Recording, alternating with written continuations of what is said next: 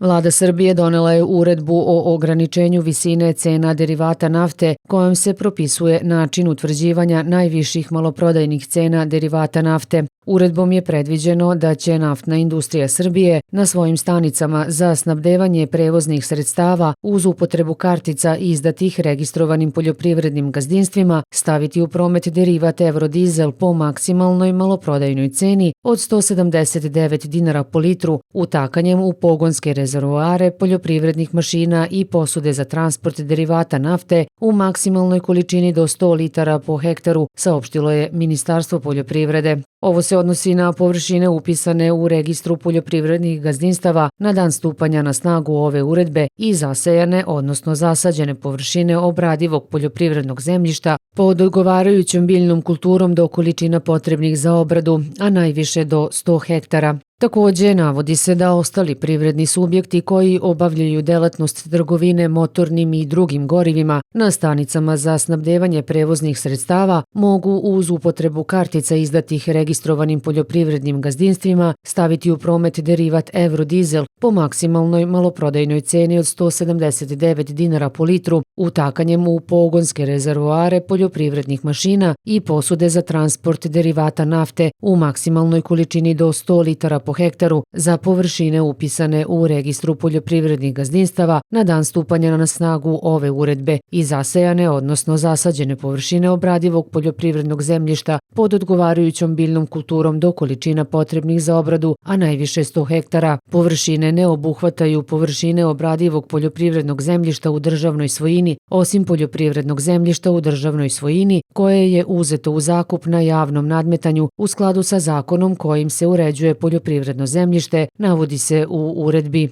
Ova uredba stupa na snagu narednog dana od dana objavljivanja u službenom glasniku i važi 6 meseci od dana stupanja na snagu. Nova uredba se od prethodne razlikuje po momentu koji se uzima kao presek stanja površina upisanih u registar poljoprivrednih gazdinstava, odnosno umesto 1. aprila 2024. godine presek stanja površina računaće se na dan stupanja na snagu ove uredbe, odnosno na dan 25. januar 2025.